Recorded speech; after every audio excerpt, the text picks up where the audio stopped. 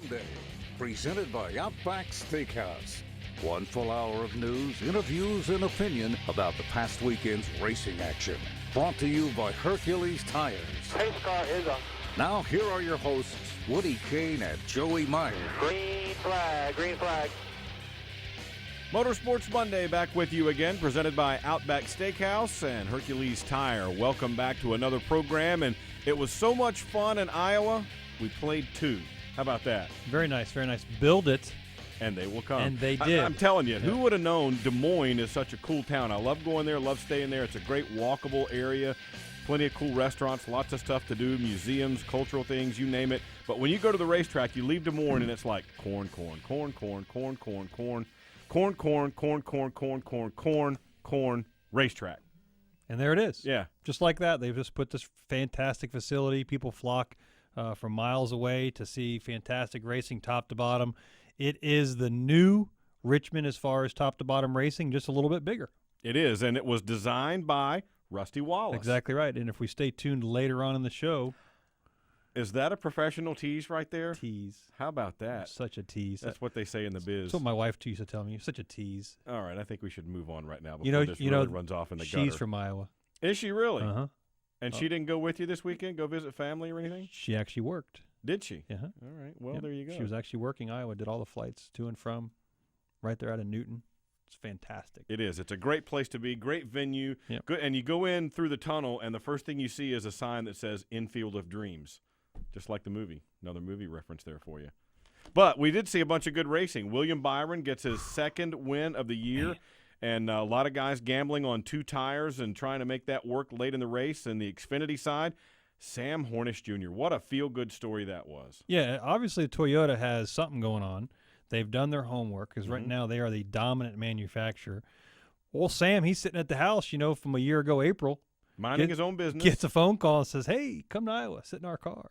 And he said he didn't tell his wife before he said okay. Yeah, but it goes and dominates. Had a great practice session. They had a great qualifying effort and then proceeded it was a race for second. Because first was undeniably his. Yeah, he ran really around. Was. He had a good opportunity. All three of the Joe Gibbs teammates, again, sat up front starting positions. The 20 had a mechanical issue early on, starting from the rear, as we did, and a couple of other teams started in the rear for things that NASCAR didn't like us to work on the car. Unapproved body modifications was the term I heard. Yeah, that's it. So, have you ever had any unapproved body modifications? I mean, does this look like? Wait, I think this is definitely the time to change the subject here. We need to tell you about our friends at Outback. Kevin Harvick missed a top 10 finish this weekend, mainly because he didn't race, so you won't get that free bloomin' onion today. However, he'll give it a try next week. Outback Steakhouse done right. But, Joey, with lunchtime coming up, $6.99 specials, it's a good time to head over there because you can get the Joey menu. The Joey menu. The if Joey you go menu. in and say, Joey Meyer sent me, they'll tell you. I don't think they'll give you anything. But they'll give you a Joey menu. They will tell you. If you say Joey Meyer sent me, they will point you to the Joey menu. I guarantee. You think? All right. I want somebody to test that and then let us know.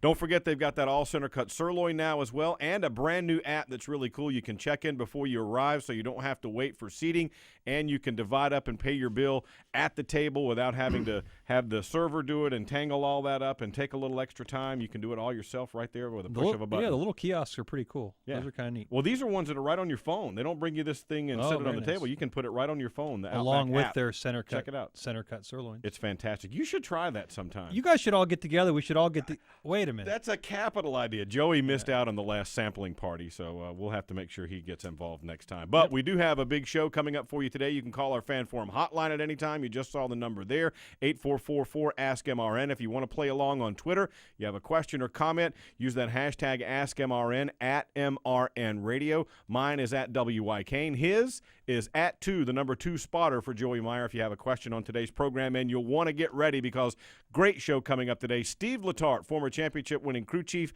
and now NBC analyst. They're about to take the second half of the season on TV for NBC beginning at Daytona. He'll be along, and I know he's going to have some good opinions on what we've seen in the first part of this season. And the aforementioned Sam Hornish Jr. will be along on the program as well. This is a red letter day, and that's interesting you got the red T-shirt on to go with it. Yeah, I hope we didn't bother Sam by getting him on the show. I know he's been busy. He has been a little busy. He was yesterday, that's for sure. That's for sure. I talked to him in the pre-race when we were in Iowa, and his son was infatuated with the microphone. His son kept wanting to get the microphone, and Sam would take his hand away and take his hand away over and over and over again. But he did it with the patience of an experienced father. Yeah, one of those things that he got to enjoy first time ever, his family being in Victory Lane with him. So that's pretty cool. Yeah, absolutely. And you would never thought that. A guy who's won the Indy 500, a 3-time IndyCar champ, and the races he's won, you would have thought somewhere along the way the family would have been there, but it just didn't work out schedule-wise. You know, we kind of had bookends of experience. We had Sam Hornish, who's been a seasoned veteran in both the Sprint Cup Series and the Xfinity Series, coming out of retirement almost. Not that he's retired. He hasn't raced since a year ago, April. And then we have William Byron, who's been just hot out of the KBM trucks over in Toyota, continuing his trend to move up. He's won 3 or 4 races of the last 9 that he's entered. Yeah. So, again, he's shown. And the interesting story with William is that he hasn't been racing. He's not one of those young phenoms that started at the age of, when he was an embryo. He's actually just started racing 3 or 4 years ago. An embryo. So, yeah. Well, it was cool. We got him out of class, though, when we had him on before after he won his first race. Exactly right. So it was. Did you ever write him a note for his teacher, by the way? You promised. Yeah, I did. You did not. He told me because I asked him later, and he said, no, Joey never came up with a note. But we had a very interesting finish to the end of the truck race where it was going to be a fuel mileage race. It was a 2-tire race, and then we had a red flag there at the end that kind of mixed everything back up. And William Byron had the truck of the field, the class of the field all afternoon, and got mired back in traffic with pit stops, was able to drive back to the field to the front and pass those guys that had stayed out on 2 tires. And did a heck of a job getting back out there. 3 wide, going for a pass. Him and Cole Custer there at the end was fantastic. It sure was. And here's the way it sounded on Motor Racing Network. Green flag is in the air, and Byron punches the button and heads for turn 1. It'll be Byron to the outside. Cole Custer dug in down to the bottom, but Byron uses the high side momentum, grabs the lead, midpoint down the back straightaway. Custer to second, side by side for third right now. Down to the inside, Ben Rose, Cameron Haley up top. They're side by side, but well behind the race leader. William Byron comes off of turn 4. Corey Richardson waves the white flag into the final lap for William Byron. Cole Custer will have one final opportunity. He'll swing wide in turn 2. He put on a show at Texas Motor Speedway 1 week ago. He did it again tonight. William Byron hits his marks for the final time in turn 3 and 4. Buries that Toyota right to the bottom of the racetrack and sets sail for the checkered flag. He's won at Kansas, he's won at Texas, and now William Byron is the winner in Iowa. He captures the Speediatrics 200 for the NASCAR Camping World Truck Series for his 3rd victory of the campaign. 3rd victory of the season, 2nd in a row for William Byron now, and I'd say he's pretty well locked into the chase, you think? They are very well locked into the chase. It's amazing what the rest of the year will allow William Byron to showcase. Talent is very thick in the industry right now in all 3 series with the Xfinity trucks, trying to replace guys that are getting a little bit older in age, and they're creeping out of the industry. Tony Stewart, Jeff Gordon. It won't be long until the Matt Kenseth and the Kurt Bushes and the Dale Earnhardt Jr.'s of the world are gone from the garage. I hate to say it. What? But these are the guys that are going to be filling these seats. We've already seen Ryan Blaney take a step. We've seen Chase Elliott. We've seen Kyle Larson. So they've already taken the one step. These guys are all come through the Truck Series, Xfinity Series, and now we're in the Cup. Now you have William Byron, who's taking that opportunity and making the most of it out of a very good race team. Those guys all produce good trucks out of KBM, out of BKR. They all have young drivers, but he's shown now the opportunity to be able to take that next step. Don't be surprised if we don't see William Byron in 2017 still in the Truck Series, but not starting to put his feet in the Xfinity Series as well, because people are looking at drivers that are successful and like William Byron. Absolutely. Let's hear what he had to say now to our Glenn Jarrett after the race. Young man, the last restart, that wasn't so much to talk about. That one before, though, that looked like fun. Oh, it was so much fun.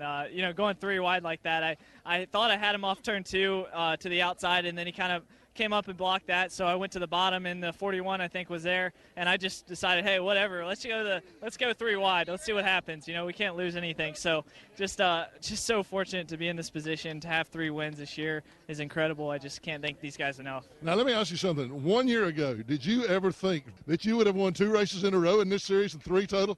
No, not at all.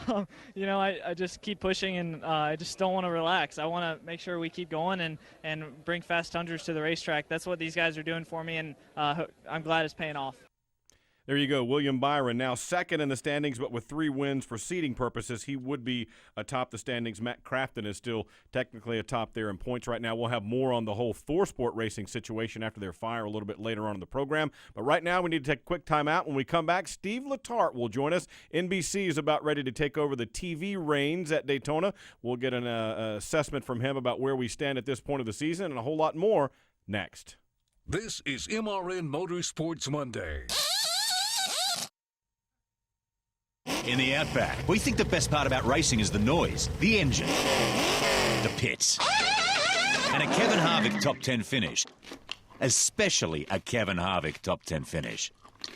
That's because if Kevin Happy Harvick, driver of the number 4 Chevrolet, places in the top 10 in today's race, there's free bloomin' onions this Monday. So you'll have a happy bloomin' Monday.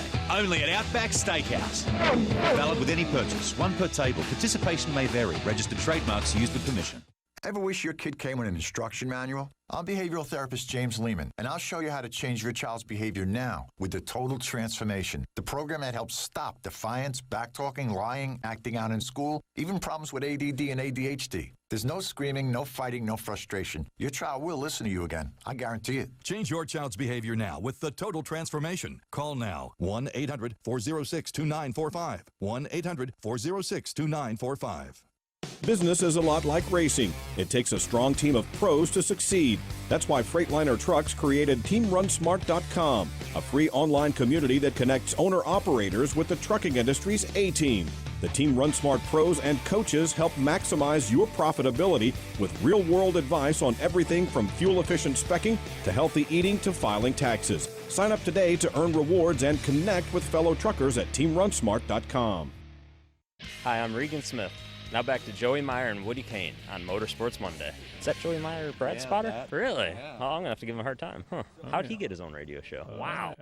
Yeah, we're still trying to figure that out, but thanks anyway, Regan. Yeah. Hercules Tires and Outback provide me an opportunity to talk on the radio. There you go. It's That's nice to have friends, right? Exactly right. Absolutely. All right, most folks have been watching Fox if you're not listening to MRN Radio for the races, but starting at Daytona, the night race, the July 4th weekend, NBC will take over the reins, and joining us now on the guest line, one of their booth analysts, Steve Letarte, former crew chief. Steve, welcome to the program. Hey, thanks for having me. You guys are just about to dive in with both feet. I know you've probably been getting ready along the way, of course, as you get set to take over at Daytona. What kinds of things can we look for from NBC this year that maybe we haven't seen so far from you guys? Well, we have. We've been patiently waiting for our turn. We've been watching Fox and their coverage and watching some great racing in the first half of the year. So that has really been raising the excitement level for NBC to come back July 2nd. You know, we're ready to cover the Daytona race, and then looking past Daytona, this great downforce racing we've been seeing. I think it's just been spectacular. We're ready to cover it. Jeff and I are ready to talk about some good side-by-side action, and Rick called some different winners out, but there's been already so many different storylines, and we're closing in on the chase, so there's more than enough to talk about. Yeah, you spent the number of years in the garage. You're one of those guys that actually has the story about sweeping and getting started at the very bottom and working your way to winning crew chief. Now you're in the booth. Have you enjoyed the time being able to look at the sport from the outside without being exactly immersed in the middle of it? You know, I really have. I didn't know how it would be not having a car competing on Sunday. And it took a little while to get used to those Sunday mornings, waking up without the anticipation, without the stress of trying to go compete. But once they drop the green flag, I feel the pressure of trying to cover the race for these great fans we have. But more than anything, like you mentioned, just watching the races, not having a favorite, just watching them unfold. You know, I grew up my whole life in racing, and I love to go to the Saturday night short tracks and watch good racing. But I never was able to appreciate it on Sunday because we were immersed in it, trying to win races. And now I get to stand on the other side of the stand out on the outside of the front stretch. Cars are coming from my left. It's a little different vantage point, but it's a great, enjoyable race to watch. It sure is a lot of fun to see. And, Steve, tell us what you think about the way things have gone at the early point of this season so far. We've seen some guys win who we expected, some guys who we expected to win haven't quite gotten back to where they were a year ago yet, but the new low downforce, even lower downforce rules package, there's a lot to digest at this point of the season. There is a lot to digest, and I think that the word that comes to mind, that's come to mind all spring and now early summer, is options. And that's all any racer is looking for is options. That's what every crew chief wants, is an opportunity to work on his race car. Every driver wants options. If I'm faster than the car in front of me and I run him down from a couple seconds back, I want to think I have options when I get there and not just stuck in his tire tracks. And I think that NASCAR has been very proactive in the last 2 years, working with the drivers, working with the owners, working with the teams on coming up with a package, and more importantly, I think working with Goodyear. I think this has allowed Goodyear really to shine. I think they've been in a box, not by anyone's specific doing, but these cars have been so fast in the middle of the corner for so long that Goodyear just had no opportunity, no wiggle room to change the tire around. And I think what you're seeing this year is a great package that really suits the racetracks, more importantly, suits the tire combination Goodyear is able to bring. And I'm seeing great pit strategies, great racing. I mean, when's the last time we saw a last lap pass in the All-Star race? No contact. Just Joey Logano runs a guy down and passes him at nighttime at Charlotte. That was exciting. Yeah, and he's driving a car so hard trying to win it, he runs it into the wall. Absolutely, and that's what I think we see is it's taken years, and I think the media was ahead of this, promoting it, and that's the chase and the new chase format. I think the media was good about making the buzz, how important a win is. As competitors, deep down, we all thought, well, I can't try any harder. I'm trying to win now. But I think what we're seeing is they don't even know they're trying harder, but they are. I think down in the pit of their stomach, they know that they already have a win. Why not go for broke? If they don't have a win, what that win can do, it can change not only their season but their career. One win now to put you in the playoffs, and we saw last year with both Jeff Gordon and Martin Truex Jr., both one-win teams, made it all the way to Homestead. And I think that just proves that no one can put a value on what a win could really mean. You know, one of the things you have the benefit of doing is sitting back for half the year and just taking it off, right? Yeah, yeah. I don't think he's going with you on that. Not one. really. You actually have a lot of work involved behind the scenes. But one of the things you don't get a chance to work on is the new downforce package. Do you miss it? You know, every Sunday morning, I thought the part of my job I didn't enjoy was the pit of the stomach feeling of trying to compete. And then what I've learned is that's the part of the job I love the most, because I do miss the Sunday morning nerves and anticipation of competition. But I love covering the races on TV. I really enjoy the NBC side. You know, what I've learned, Joey, is it's a team. You know, it's just like a race team. We have a production group, we have technical group, we have camera people, we have all these men and women that have to do their job to allow Jeff and I to try to do ours and try to make those men and women proud. And I really enjoyed that part of it. And I've enjoyed the storylines. I've enjoyed getting to know Joey Logano, Brad Keselowski, you know, Kevin Harvick, all these different drivers that I knew to say hello with. But when you're a competitor, you can only get so friendly. And now on the TV side, Jeff and I pride ourselves. We work very hard. We spend time in the garage area. We want to make sure that we are covering the sport for the fans, but also doing the drivers and owners in the garage the duty of covering it from their side as well. Chatting with former crew chief turned NBC analyst Steve Letarte. They'll take over July 2nd at Daytona when we go back there for the second time. Steve, let's dig a little deeper. You mentioned the low downforce package and how it's not stressing Goodyear in the middle of the corner so much with their tires. They can manipulate them a little bit more to give us some better racing. What about the even lower downforce package we saw at Michigan and we'll see again at Kentucky? Well, I'm looking forward to Kentucky. You know, Michigan's a very difficult racetrack. It always has been for years, especially since they repaved it because it's so darn fast. But I thought that they were a handful. The cars were a handful. I saw more drivers crash without crashing than I've seen all year long, out of control and saving their cars. Kentucky's going to be a challenge as well. They also have fresh pavement, a little new configuration to the tri-oval there. It'll be interesting to see how the racing is. But I think NASCAR is doing the right thing, trying something to get ahead. I think it's no surprise and no shock to the fans that these teams, when you take downforce away last fall, that here we are in the summer of 2016, and these teams have gained back a chunk of that downforce. So NASCAR has to stay ahead of them, continue to remove them. Is that the right package? I don't know. I don't think it's important that it's exactly right. I think the simple fact is they can say, hey, we took away X percentage. Is it drivable? Can you guys drive it? The drivers can react. I heard a lot of comments about, you know, overall balance of the cars need to be different. Those are all small tweaks. I think NASCAR is doing a great thing, working almost 6 months ahead of time before the 2017 season. That's really the key, is staying ahead. You know, you mentioned the word challenges, and I only stay behind the microphone for this show one time a week. You get to do the race on the weekends. You may have noticed my driver might be a little more controversial than you and I might be. Occasionally there's a rumor he might say some things. And one of the things he said about your ex-driver was a bias that he thought he had in the media. I know myself, I try to remain unbiased, but you have that challenge as well being associated with Hendrick Motorsports. It takes an effort to do that, does it not?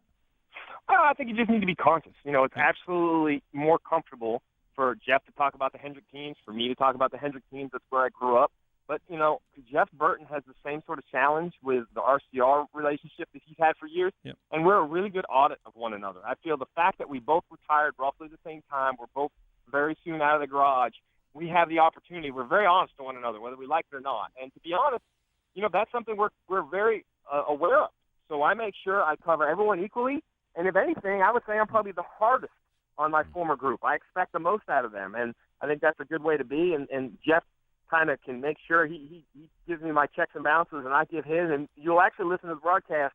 I'm probably harder on the 88. He's probably harder on the 31 than any other race team. But we love good racing. And, you know, our bosses have encouraged us to be ourselves and cover the racing for the fans. But without a doubt, Joey, I think to ignore it would be silly. So we're aware of it. And, you know, now that I'm 18 months removed, you know, it's easier and easier. Unlike Jeff, you know, I don't have really much to do with any other race teams anymore. So that makes it easier for me. Sure. I'm just a civil TV guy, man, hanging out, waiting for my turn. Fantastic.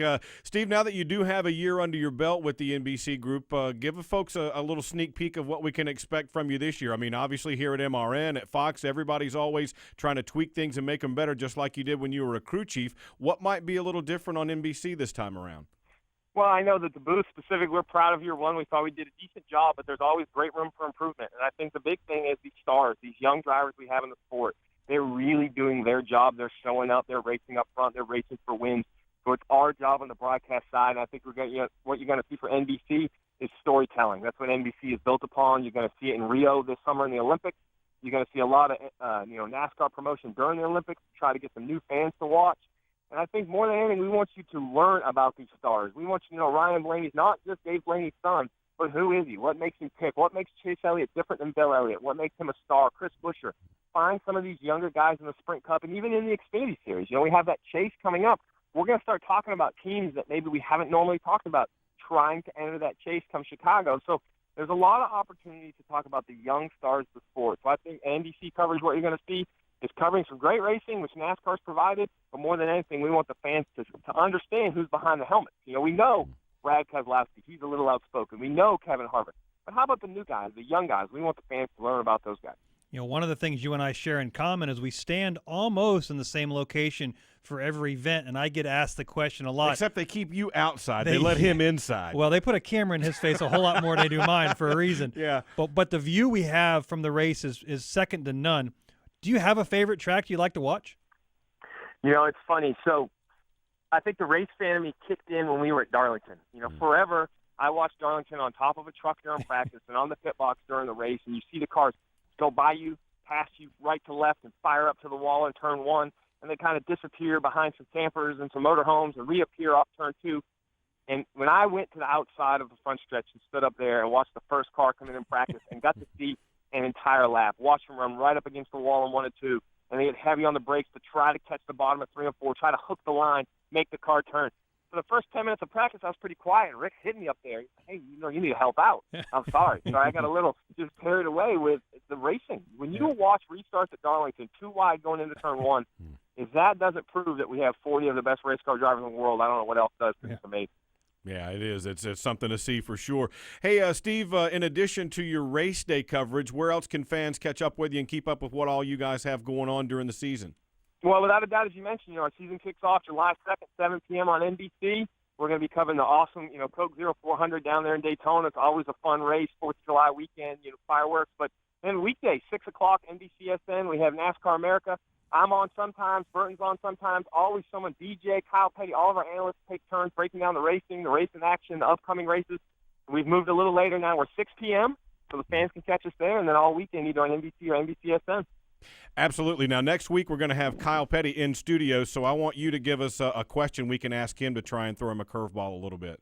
there's no such thing as a curveball with Kyle Petty. You can just throw a topic out there and lean back, and he can talk as long as you need to talk. He's the most well-spoken, polite, controversial person I've ever met, and that's what I love about Kyle Petty is he speaks his mind.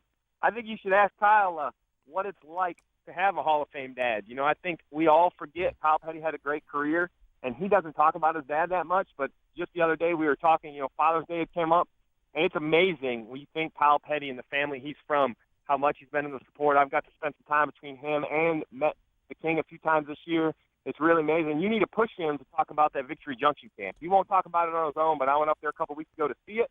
It's an amazing camp, doing amazing things for a lot of great young men and women, and I think it doesn't get enough coverage. I would try to get him to talk about that because he won't do it without a lot of prompting. Absolutely. It is fantastic, and it's amazing the job they've been doing there for years. It really is a cool place if folks haven't checked it out. Well, Steve, we appreciate your time. Look forward to catching up with you at Daytona when you guys take over at NBC for the July 2nd race there, and maybe we'll catch up with you out at Sonoma along the way or one of the other tracks before you get there.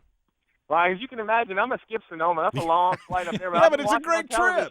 And I'll see y'all down in Daytona. I'll come up and say hi, Joe. You're just above me a couple floors. I'll yes, walk sir. Look forward to it. and You got it. Yeah. Absolutely. Thanks. Fantastic, Steve. Thanks for your time.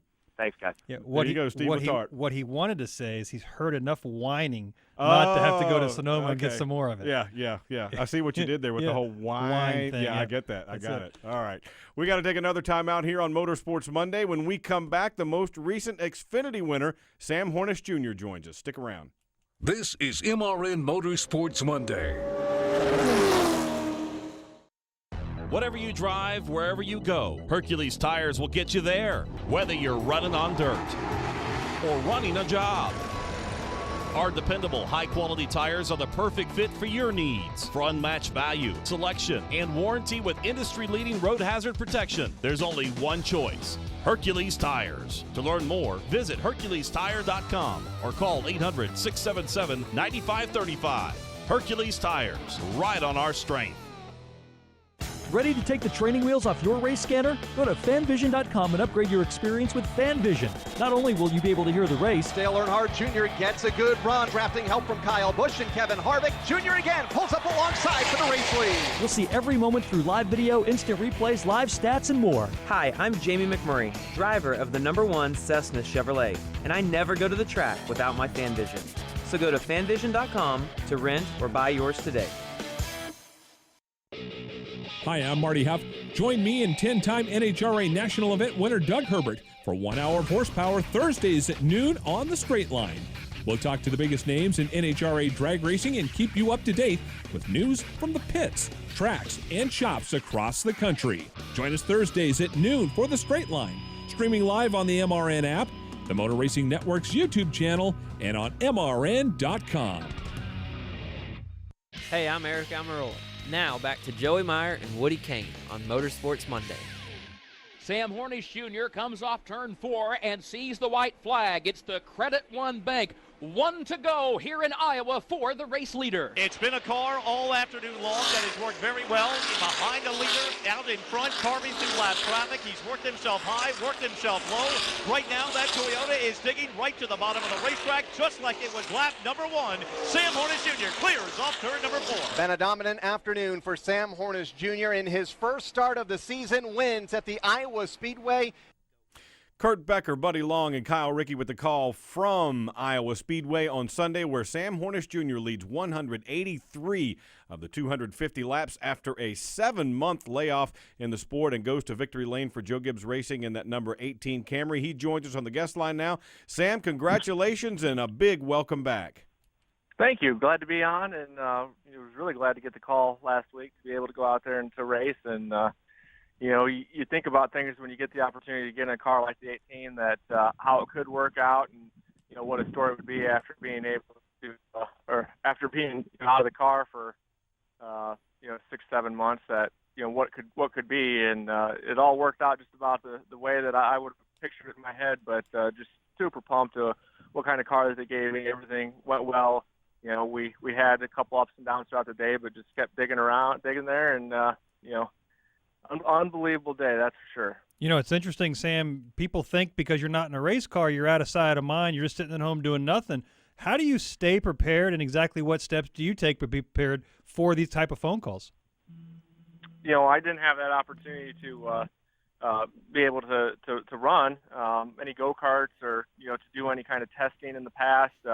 When I ran a partial schedule for Penske back in 2011, I did a fair bit of testing for the Cup team and for the Xfinity team. And in 2014, when I ran the partial schedule in the Monster Energy car, I ran a lot of their simulator stuff, did some testing here and there. So I've had that opportunity to just kind of keep up with that. But I knew that really wasn't an option for me, as far as what this year was going to provide. So just doing a lot of cycling, a lot of cardio, spending time with the kids. I was a little bit nervous after Friday, how heavy the steering was on the number 18, that I wasn't going to be able to stay in the seat, as we say. That it was going to be too physical for me. So we made a couple adjustments to the seat. My arm was actually catching on the seat, so it was making it, kind of twice as hard to be able to pull that wheel. But, one of the things that I can really say about it is when you have as good of a car as Chris Gale and the guys that Joe Gibbs Racing gave me yesterday, a lot of people always think that the guy that's leading the race, he's out there working the hardest. And usually it's about the guy that's about 25th, that if he's doing everything he can do to try to stay on the lead lap, his car's not that good, and you just kind of fight it all day long. So when you have a good car, that definitely makes your day a little bit easier. But I thought, man, what a great weekend to be able to get in the car. It's like 95 degrees on Sunday, one of the hottest days of the year, and, get to go out there and race. Is my first race. But, man, I was just so jacked up after the race and pumped up about the way that it went. Like, I never even got hot. Like, I just, all day long, I just kept thinking, man, what's going to be the thing that's going to go wrong that's going to keep us from winning here, because I was just, so confident about what kind of car that we had and what the ability was going to be with that team and what I was going to be able to do there. I was really one of my favorite tracks. It's a short track with a lot of bumps, and those are the places I really like running at. Sam, even though you led so many laps, it wasn't without challenges. I mean, Daniel Suarez got out ahead of you after pit stops a couple of times, and you had to get by him, and we know he's been very fast. He won just the week before, and then at the end of the race, you had some guys coming on behind you, including Brad Keselowski, and you had to survive a couple of restarts there. How challenging was it for the day? Give folks an idea what kinds of things you were going through the race. Well, that's exactly it. We actually, did lose the lead, throughout the first two pit stops, and that made it a little bit difficult to be able to try to catch Daniel again. He was good on a short run, whereas we were good about 15 laps in, and from that point on, and that's really what we adjusted on throughout the day was getting the short run speed of our car a little bit better, so that if we came down to a 10 or 15 lap run towards the end of the race, that we were going to be able to either get the lead or to be able to hold people off. And what happened at about lap 175 to the 200 range that's when guys like Brad and Ty Dillon and the majority of the field moved their lineup and started running not only 2 lanes up from the bottom but 3, and that was they kept telling me everybody else on the track has moved up, and they found a tenth of a second up there. I said, well, after about 5 or 6 laps of going back and forth, I said, well, what are their laps to me? And they're like, well, they can match you on a good lap. I'm like, well, I'm staying right where I'm at then, because there's no point going up there and taking the chance that we, tear up anything with the car if I miss the cushion there, because, the higher you run, you obviously take that chance of sliding up and getting into the marbles a little bit. And if I can maintain my lead to gain a little bit and stay where I'm at. Plus, when all those other guys move up, it makes my line better down at the bottom, because I got less guys down there heating up the track and putting rubber down. Was super thankful to be able to have Brad behind me on the next last restart, gave me a good push. And then, in trying to make a decision on which lane I wanted to restart on, I knew that Ty was good up top, and I'd given him the top on the previous restart, and he was able to almost clear me. So I decided to put him on the bottom. I looked up, and the 22 was behind me again, and with the way that the NASCAR rules are, and not being able to pass until you get to the start-finish line, I knew that if I had any kind of a little bobble on the restart, that Brad was going to be forced to push me. So, definitely thankful for the help that he gave me yesterday. And, to see what the 22 overcame with starting at the back and, having the issues that they did, it was pretty neat to see him come up there. And I think I finished second to Brad a couple times there, so I was glad to get one win while he was there. Yeah, it's a really cool trophy, a little fuel pump with some corn in the top of it. It's one that you cherish because it sits over there and you know exactly where it came from. Yeah. Sam, one of the advantages you had of showing up at Joe Gibbs Racing is you had your teammates with Eric Jones and Daniel Suarez but one of the things you offered to them is being a past winner at Iowa Speedway. How did that scenario go with your setups? Did you use one of theirs, or did they actually use yours? You know, it's kind of funny because while I talked to Daniel a couple times throughout the weekend, I didn't get an opportunity to see Eric or talk to him. I don't know if I was kind of, because I'm there for a one race deal, kind of held out of the meetings per se, where they get all the drivers together. Usually each of these teams will have a competition meeting after final practice to be able to decide, okay, the 18 was really good here. What's the 20 doing better than him? I think that they probably migrated toward our setup. We were really good on the long run on Friday, and I think that they saw what the 18 was capable of. There's a couple things there that I've just learned in the past from getting to run at Iowa, lines that you're going to run where I can be fast on a long run if I set my car up to run in a certain way, but I'm not good over the long run. And I've always, the general tendency for the Iowa races is that you have at least a 25-lap run to the checkered. And I knew that being set up, that being that characteristic of that racetrack, that I wanted my car to be good on the long run. And when I've been able to win there, the car's been able to be primarily good on the long run. But the race that I won in 2014 was not a case of that. We were aiming for the same setup of that, being able to run the low line and stick to the bottom, but just made the car too tight throughout the course of the race. But the way that the strategy worked out, we were able to get it to victory lane either. But so I knew what I really wanted to stick with this race weekend, and it was Daniel's was asking me questions about it, and the guys there, they're like, you run this place different than what we see a lot of other guys run it, and I just treat it a lot like what Richmond is. And Richmond's another one of those tracks where you just really lose the drive off the corner as the run goes on, and I haven't won at Richmond, but I think I know what it takes to win there. So I've just always tried to be smart about it and treat Iowa kind of in a similar way. One of the unique opportunities you had is to take advantage of your teammates around you, but one of the disadvantages is when the 20 car had his problem early on. Were you made aware of it right away, and was it causing you much concern? It wasn't causing me any concern because, that kind of came up to them right away. Obviously with them running for the championship, you feel bad for them. But with the way that the format is set up now, in a chase setting, they've already got 2 wins, so they know that they're basically locked into the chase. And, that it's not as bad as what it would have been if that day were to happen, last year, and you're counting points from every single race of the year. So that being said, one of the things about them having a little bit of issues is when we did lose lose the lead to Suarez on the first 3 stops of the race. When we got down to the last one, they switched out the pit crews and put the 20 pit crew on our car, and got us where we could take the lead out of the pits. And that was a big thing because then we got lane choice when it came down to those last couple restarts. And without that, you put yourself in position that you get in the lane and then you have to fight some more traffic and getting that opportunity to be able to try to get by the leader.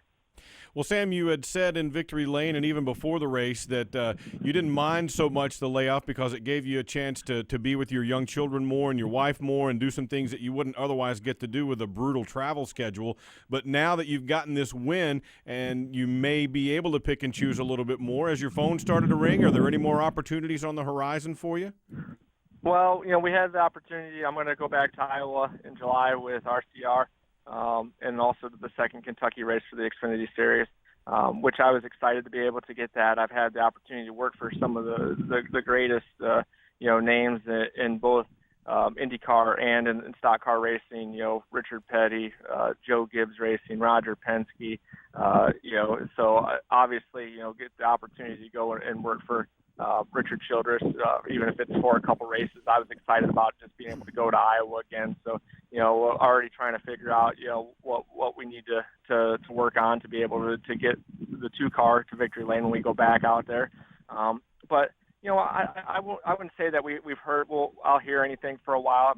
It'll help keep my name in the hat for certain people. But, I'm a little bit spoiled right now. I know that I know how quickly my kids are going to grow up and the things that are going to be happening. My commitment to them, I've said this a million times that, I'd rather finish 20th in a race and have them there than win and not have them there. So to have them be there on Father's Day and for their first time to be able to go to victory lane with that was an unbelievable thing for me. And some of the times when you sit back and you're just patient with things, you'll get rewarded with it. And I feel like this season's for me, it's been a lot about doing things with my family. It's been a lot of chasing my faith and understanding what I'm supposed to be other than a race car driver and what my next calling is going to be in life. So sometimes, God opens that door to give you an opportunity that you might not have happened. I had to take it and run with it, but the door was open for me. And, we didn't look back this weekend. We'll see how it progresses from there, but I've had a lot of fun. I've got to do a whole bunch of things that I wouldn't have had the opportunity to do if I was racing full time. I took my dad to Alaska, which was one of the bucket things that he'd always wanted to do. We spent 7 days driving around the basically British Columbia, the Yukon Territory, and then all throughout Alaska. Had a great trip with him. Got the opportunity. My 8-year-old second grade teacher, she asked me if I would consider being a substitute at the school because when they have a teacher that's sick, a lot of times the teachers lose their free period to work on getting ahead, with their plans for the next half of the day or the following day after that. So I thought I got some free time and, I love kids. I'll try this out. And, man, it was challenging. That was about as challenging of a test of patience as anything I've ever done in my life at times. So I got to do that, and that was a real big thing for us. And the teacher that actually suggested it to me ended up getting sick, and I filled in full days for her for a couple of days, and she ended up passing away earlier this summer. So we think about her, and yesterday for me was an unbelievable day for a lot of different reasons, and a lot of things came to fruition, and just if I had never got back in a race car again, I would have definitely been upset about certain things, but I'd have been able to live with it. But yesterday was just like the cherry on top of the ice cream sundae as far as what my career was. It was one of those things that, winning the Indianapolis 500 was great because it's such a great achievement. Not too many people ever get to say that they had that opportunity, but when I did it, my mom and dad were there, my wife was there, but I didn't have my kids there. So winning at Iowa, you can't put it quite into the same realm, but having that opportunity to share it with those people in your family that you care so much about, and that have put a lot of time into seeing their dad travel and be gone away from them, and have given up a lot of days with their dad, to be able to reward them a little bit was awesome. And it was so neat that my middle child, my second daughter, she told me on the way home, she goes, "Dad, I'm so happy that you won the race, but I feel bad for the other kids' dads that didn't win the race." I said, "Honey, there's only ever going to be one person that wins a race on any given day, and they'll have their opportunity, but we just got to be thankful that we had ours today." Fantastic. It's a cliche we toss around on the road a lot, but you really are living the dream, man. Congratulations. That's fantastic. Thank you. I appreciate that. Good luck. That's Sam Hornish Jr., a winner at the Xfinity race at Iowa Speedway on Sunday, and he'll get a couple of more cracks this year, courtesy of Richard Childress Racing. So what a great story that is. Yeah. By the way, he just kind of glossed over Indy 500 champion, 3-time IndyCar Series champion. Yeah, that's well accomplished. Pretty big. Yeah, he's pretty big. Yeah, pretty big. And for the first time ever, his kids were there with him in victory that's lane. Why with all that going on. That's what I'm saying. That's why it's such a big deal. It's pretty cool. It's amazing for sure. All right, as we go to break here now, the second place finisher that Sam mentioned was Ty Dillon. He was also our race analyst on Saturday for the Camping World Truck Series race. We had a chance to chat with him afterward as well. Then we'll take a break, come back, and it's on-track, off-track time. Yeah, it's just battling hard. Our car was not very good on the bottom. I thought we were a 5th or 6th place car, but we were a top 2 car, obviously, on the top. And we did a great job adjusting our car all day. We took huge swings and got it to where I could find a line and make some speed. So really proud of Nick and everybody on American Ethanol Come and Go Chevy. I think it was my MRN experience up there in the booth. I was taking notes, hoping those guys would go to the top, so I figured I had to burn it in for myself, I guess. This is MRN Motorsports Monday. In the Outback, we think the best part about racing is the noise, the engine, the pits, and a Kevin Harvick top 10 finish. Especially a Kevin Harvick top 10 finish. That's because if Kevin Happy Harvick, driver of the number 4 Chevrolet, places in the top 10 in today's race, there's free bloomin' onions this Monday. So you'll have a happy bloomin' Monday. Only at Outback Steakhouse. Valid with any purchase. One per table. Participation may vary. Registered trademarks used with permission. Needing to find used vocational and highway equipment in any size, type, and condition? Houseby.com is your single source buying solution. 2 times a month, you can view a full complement of equipment, all of which is located across the United States. Houseby handles all aspects of the sales process to include transporting your purchase to your location. Not looking to buy, but rather have equipment to sell? We can handle that too. Learn more at houseby.com or by calling 1-866-218-6266. Live sports are the one true reality entertainment, where a single dramatic moment can become timeless. In NASCAR, Motor Racing Network's live broadcast elevates your senses to the sights, sounds, and struggles taking place on the racetrack. Keselowski to the bottom of the racetrack. He tries to slide up. Newman is there. Sideways is Keselowski. The power of radio to the imagination of the listener. Tune in to the Motor Racing Network. Visit MRN.com for an affiliate list in your local area. Hey, I'm Mike Bagley. Now back to Joey Meyer and Woody CAIN on Motorsports Monday.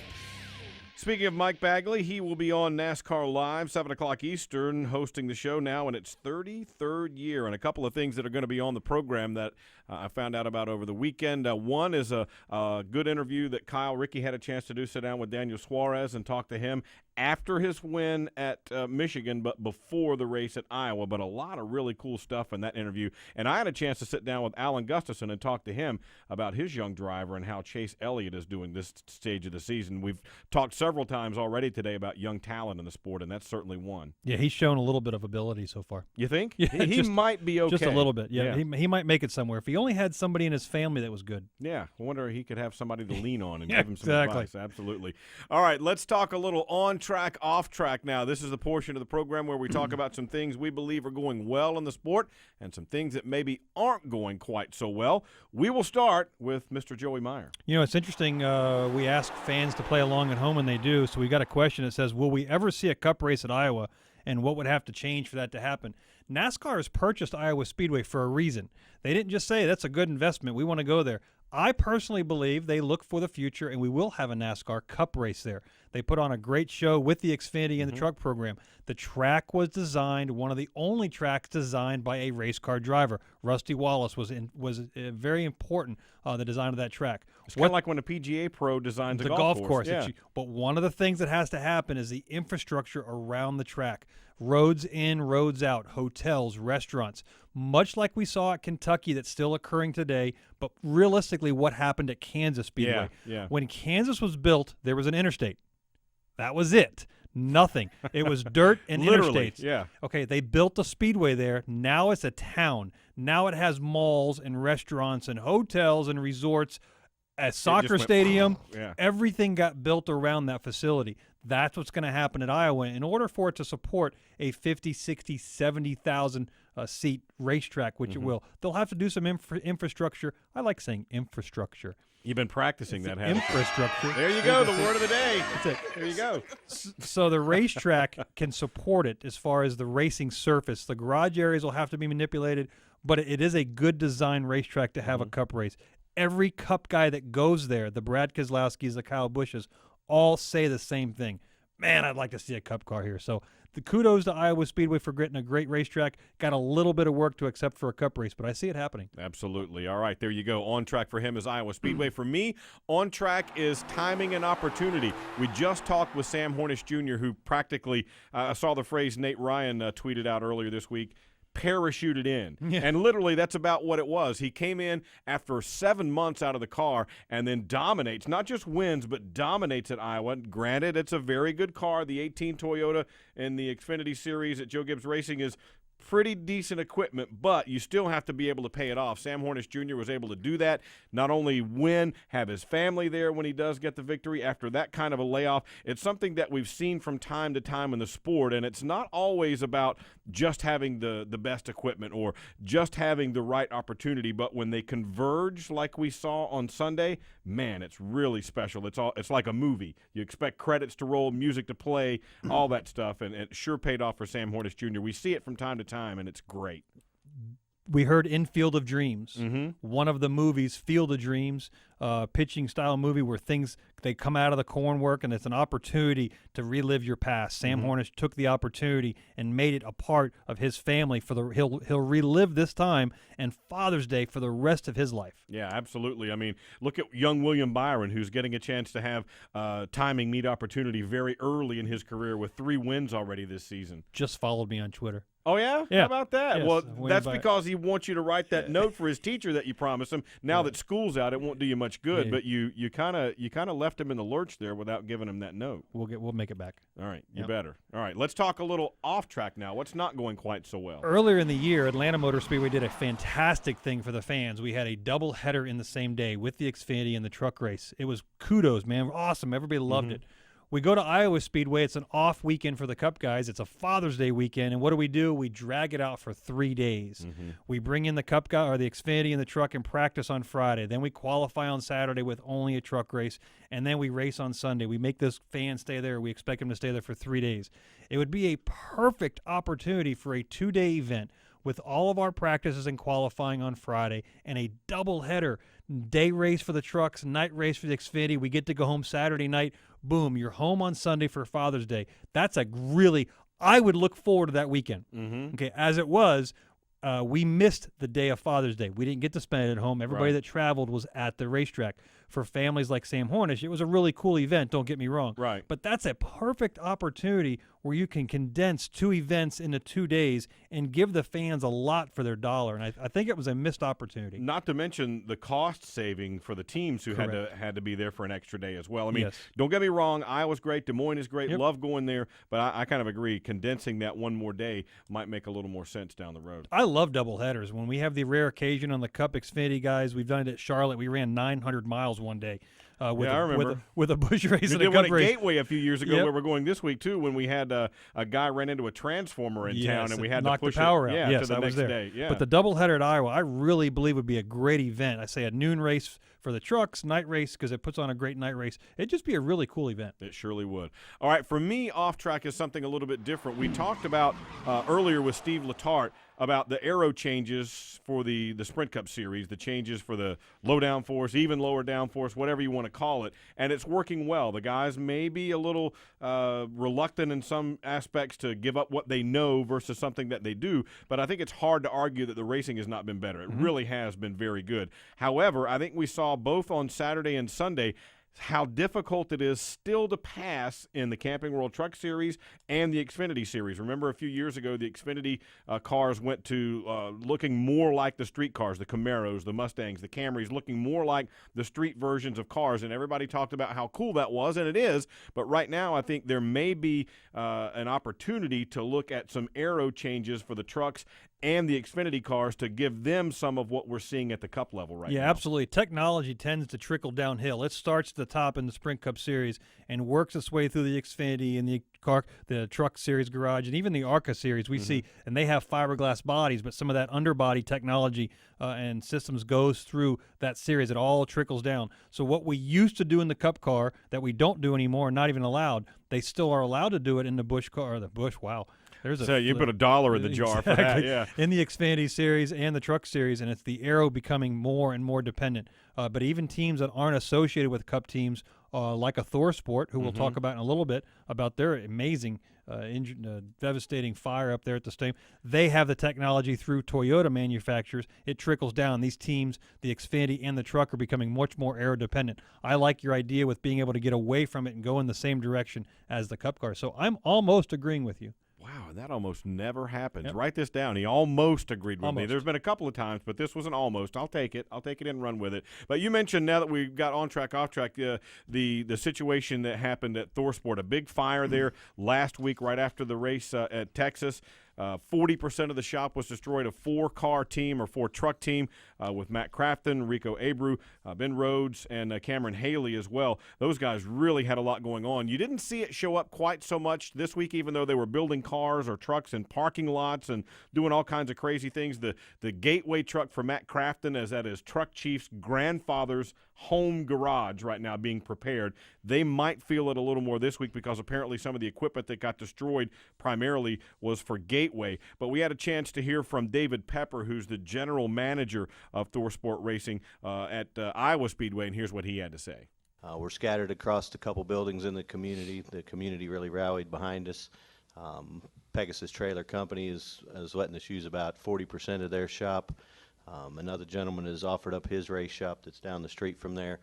So we're putting some things in there, putting some surface plates in. We've got the water out of the building, temporary lighting back up. We're already starting the rebuilding and renovation process to try to clean up what happened. Painting bodies at another location. So we're kind of scattered all over Sandusky, and a lot of people in the community have helped, and the NASCAR community just bringing us pieces and parts on multiple trailers here to get to this race. But we have a plan, and we're here. No one was hurt, and we're going to be racing.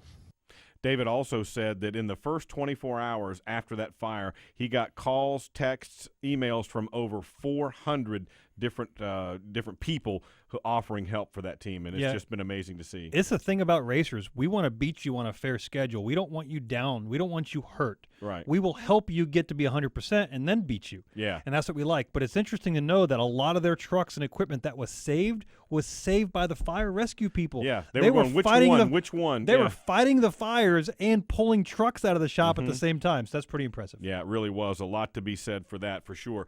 All right, we're going to take a quick timeout now on Motorsports Monday. We're going to look ahead to what's coming up. We've got Sonoma and Gateway coming up. Gateway for the trucks, of course. Sonoma for the Sprint Cup Series. Xfinity is off until early July at Daytona. But we'll take a final timeout here on Motorsports Monday, then look ahead on the other side. This is MRN Motorsports Monday. In the Outback, we think the best part about racing is the noise, the engine, the pits, and a Kevin Harvick top 10 finish. Especially a Kevin Harvick top 10 finish. That's because if Kevin Happy Harvick, driver of the number 4 Chevrolet, places in the top 10 in today's race, there's free bloomin' onions this Monday. So you'll have a happy bloomin' Monday. Only at Outback Steakhouse. Valid with any purchase. One per table. Participation may vary. Registered trademarks used with permission. Come join us every weekend at America's Tailgate Party, NASCAR USA. Hi, I'm Rob Tanner, your host and master of the grill, as we get you ready for high-octane NASCAR racing with hot laps and hot tracks. We serve up 2 hours of the best hits in country music and keep you up to date with racing news and features you won't find anywhere else. Sit down and have a seat. It's a regular weekend pit stop for country music at the speed of sound, NASCAR USA on the Motor Racing Network. MRN Swings Nation presented by Hercules Tire. Tuesdays at noon Eastern on MRN.com, the MRN app, and YouTube. Hi, I'm Donnie Schatz. I'm Shane Stewart. I'm Brian Brown. Steve Post and Aaron Evernham talk with the race winners and newsmakers. Hi, I'm Dale Blaney. Hi, I'm Sammy Swindell. Hi, I'm Paul McMahon. Wings Nation, live Tuesdays at noon Eastern, or on demand in the MRN.com Media Center, iTunes, and YouTube. Hi, I'm Stevie Smith, and you're listening to Wing Nation. Hi, I'm Jeff Burton. Now back to Joey Meyer and Woody CAIN on Motorsports Monday. How about that, Jeff Burton? We just had Steve Letarte on, the NBC tie. See what we did there? It's almost like we're professionals. We're almost know what we're doing. Absolutely, we do. I want to send a shout-out to Mike Wallace. An incident happened in the Charlotte area over the weekend where he was attacked following a concert. He and his daughter were injured. He's recovering now, but want to wish him a speedy recovery. Just a tragic situation there. Yeah, anytime you have an incident, no matter where you're at, but here in your hometown with you and your family, he said he woke up and his daughter was laying on top of him, understood later on. She was trying to protect him from the assailants. They're recovering nicely. Kudos to those guys. Keep your heads up and let the lawyers do their jobs. Absolutely. All right, now we move on to Gateway for the trucks, where for some reason it always seems to be next to the surface of the sun in terms of heat. It's always hot there. The racing surface at St. Louis is amazing. It has a unique oval, egg-shaped, a lot like Darlington, but a little bit flatter. Speeds are very fast because they dive down the straightaways extremely fast, wide sweeping turns down there. We used to shift. NASCAR's gotten away from that. But speaking of shifting, we also get to go to Sonoma. Yeah. Very, very slow. A lot of elevation changes, heavy braking, a couple of fast areas. We got some really exciting racing between the trucks and the Cups. I look forward to both of them. They got a really cool brand new scoring pylon monitor system out there that A.J. Allmendinger went out to preview a couple of weeks ago. He's going to be one of the guys who should be very good there as well. Do Is the era of road course ringers gone now? No, guys, they're still ringers, but they're actually in the series and they race the whole schedule. But a guy like AJ, who doesn't have the strength at other tracks, shows his prowess, his infrastructure at a place like Sonoma. All right, don't forget NASCAR Live 7 o'clock Tuesday with Mike Bagley. Then we'll have the truck race, the Driving for Lineman 200 and the Camping World Truck Series at Gateway Saturday at 8 o'clock. I'm Woody, he's Joey. We'll see you right back here next Monday for another edition of Motorsports Monday. You've been listening to MRN Motorsports Monday, presented by Outback Steakhouse. Tune in again next Monday at noon Eastern for all the latest news, results, and interviews from NASCAR on MotorRacingNetwork.com. Brought to you by Hercules Tires. MRN Motorsports Monday is also available on demand at the MotorRacingNetwork.com Media Center. Or you can download it from iTunes or Stitcher. MRN Motorsports Monday is a production of the Motor Racing Network. All rights reserved.